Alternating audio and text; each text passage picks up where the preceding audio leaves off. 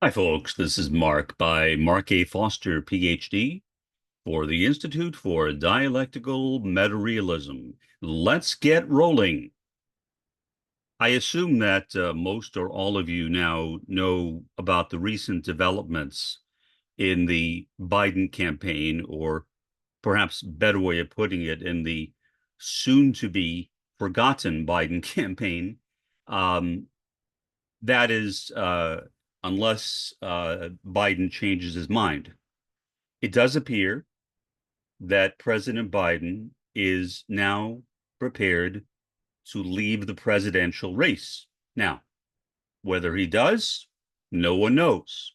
I think saying he is prepared is fair based upon the information that has been leaked, or maybe not leaked, maybe the information that has been released, perhaps.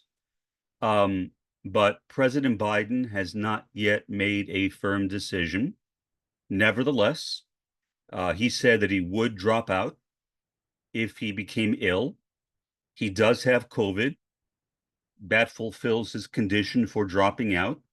And so I assume that may be the reason why he is considering it. But I would imagine it's a whole host of reasons. Um, a lot of powerful Democrats in the House and the Senate have been putting enormous pressure on Joe Biden to step down, a lot of them. And Joe Biden is a man who likes to talk. As people will tell you, if you are in a room with him, you will not get in a word edgewise. Biden does like to talk. I can't criticize him for that because, well, I like to talk too, but I know when to shut up, and apparently Joe Biden does not. At least that's the story. Whether that's true, who knows? Regardless, if Joe Biden steps aside, if he drops out of the race, it appears as though Vice President Kamala Harris will take his place, will become the new presidential nominee. Well, assuming that she is nominated in the Democratic National Convention, which is coming up very, very soon. The announcement is expected to be made by Biden immediately after the conclusion of the Republican National Convention. I think that is a courtesy. I think if Biden did anything else, he would be criticized. And so waiting until the Republican National Convention ends and then making an announcement will mean that he has the spotlight all to himself. He doesn't have to share it with Donald Trump. Plus, he won't be stealing the spotlight from Donald Trump, or at least the perception will exist, I think, that he will not be stealing Donald Trump's spotlight. And so it appears right now that that may be what will happen. Whether it does, we will have to wait and see. I have lived a long life. I have seen politicians make promises, go back on those promises, promise they will not run, then run, promise they will run, and then not run. So I will not believe anything until it comes directly out of President Joseph Biden's own mouth. Do I expect that he will drop out? I think so. Without making a prediction, I think so, because certainly if he were not planning on dropping out, he would have members of his team going out and saying that all of this talk of him dropping out is simply hogwash, and none of that has happened. And so, given the fact that nobody has tried to quelch this story, and the story does appear to have legs of its own, it seems as though Joe Biden will drop out.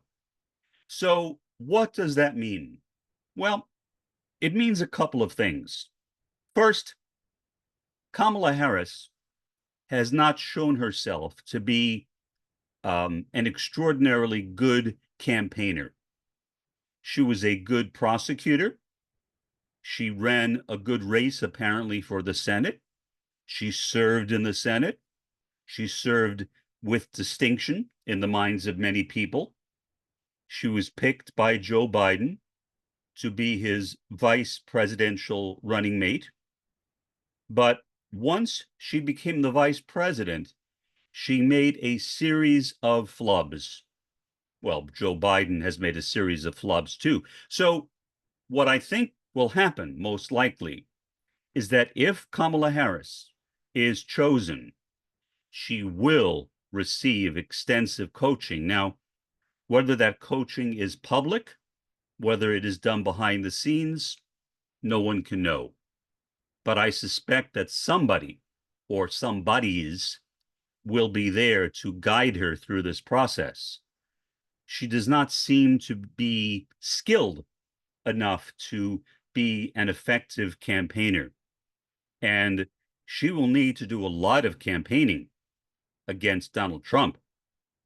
After all, Donald Trump is the recent victim of an assassination attempt that alone has given Donald Trump an extraordinary advantage already.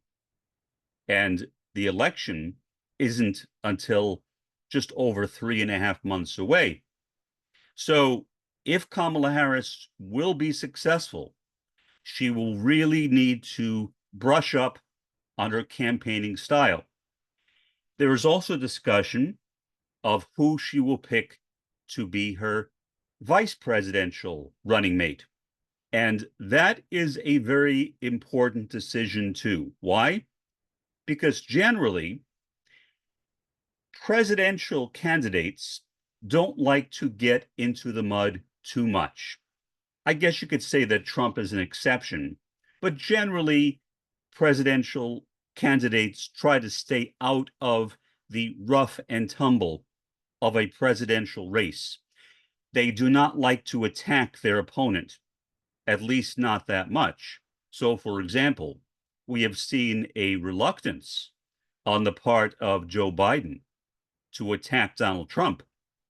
Many people have criticized him for that, and I can't say I really understand why, because there is really no history of presidents or presidential candidates attacking their opposition. It is considered to be in poor taste.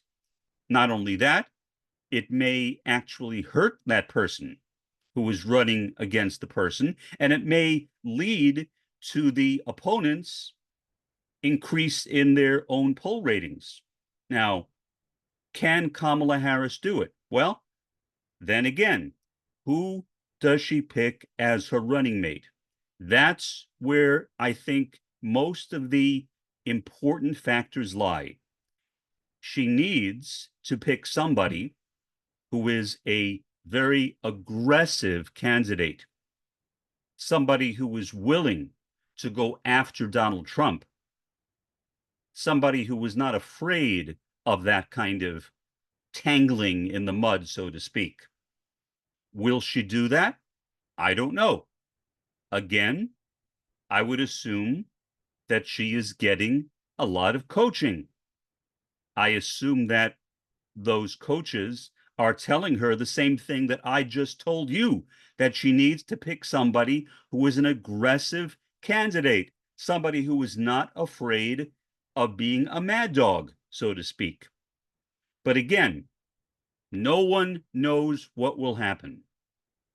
People who predicted that Trump was automatically the winner because of the assassination attempt have not read history.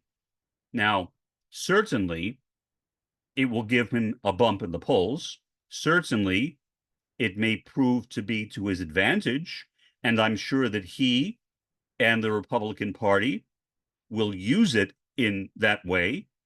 But going further than that and saying that the race is already over, that Trump has really already won, well, maybe it would be fair to say that if Biden stayed in the race.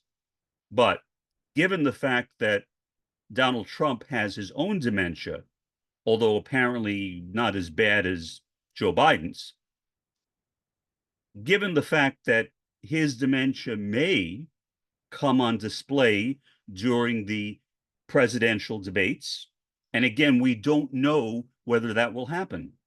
We don't know whether there will still be one more presidential debate, which was the agreement between the Biden campaign and the Trump campaign, or if that will change. Because if there is no more Biden campaign, is Kamala Harris obliged to play by the agreement that was made between Biden and Trump? I would say no. There may be no more debates. Donald Trump may decide, no, I do not want to debate Kamala Harris. On the other hand, there may be more than one debate, considering that Kamala Harris will be new. So Trump may want to debate her more than once. Again, all of these things are new. We are in the midst of a rapidly changing situation. And I think we all need to be aware of that. But at the same time, as we are aware of that, we need to remember that if we are communists, even better, if we are Maoist third worldists, we should not put our hope in the American electoral system. We should not imagine that somehow we can elect ourselves out of all the problems that the United States and the globe faces right now, because we certainly cannot. The US, the first world, the capitalist world system is, in my view, on its way out. How long it has, I don't know. I can mention Immanuel Wallerstein's prediction. Based upon his prediction, we may have another 20 years or so. Whether he's right, whether he still would hold to that prediction about 10 years after he made it, who knows? I have not kept up with Wallerstein enough to know whether his views on that kind of thing has changed or not. Maybe they have, maybe they haven't. But in any event, if you are a political junkie like I am, if you are interested in what happens, at the very least, then I think it would be worth your while to follow the news over the next several days and watch to see what Joe Biden does, and then to see whether Kamala Harris gets a bump of her own, because that sometimes happens too. A new person comes into the race, that person gets an electoral bump. So whether her bump will be as great as Trump's bump after his assassination attempt, no one can tell. But again, I think that it is much too early to start making predictions. There are no polls that are out right now that will be valid for this November. Any polls that are taken right now simply reflect how voters think at the present time. And as we've seen in recent polls, presidential polls, those polls have often been very, very wrong. So we have no way of knowing what will happen this November. But this certainly does put a new increase in the possibility of Kamala Harris. It certainly does put a new decrease in the possibilities of Donald Trump, but no one knows. So again, please, even if you are a political junkie, do not be tempted to make predictions. It is never a good idea to make predictions, especially this far in advance. And more than 3.5 months is a long time in advance when it comes to presidential races. It is much too soon to know what will happen. in November. But I wanted to make this podcast to do two things. First, to inform you, if you didn't know, and I can't imagine that you don't, that Biden is considering dropping out and that Kamala Harris is regarded as the person most likely to replace him. Not inevitably, but most likely. And second, that we have no way of knowing, given the change of characters on the stage, who will win and who will lose. All bets are off if Kamala Harris becomes the new presidential candidate. Any calculations made based upon Joe Biden's candidacy need to be thrown out the window. We need to consider an entirely new set of factors. But again, if you are a Maoist third worldist, don't put your faith in this. Put your faith in the end of the capitalist world system, which is coming up soon, I believe.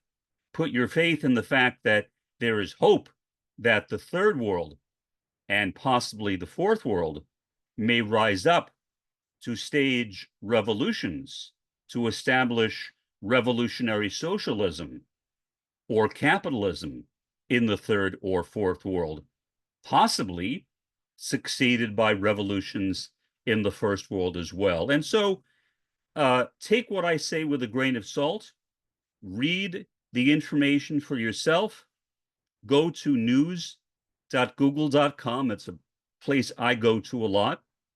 Follow some really good podcasts on YouTube and Twitch, and do not make any hasty conclusions, because there is no way, given what we now suspect, that any conclusions based upon the past will be valid for the future. For the time being, this has been Mark, by Mark A. Foster, Ph.D., for the Institute for Dialectical Metarealism.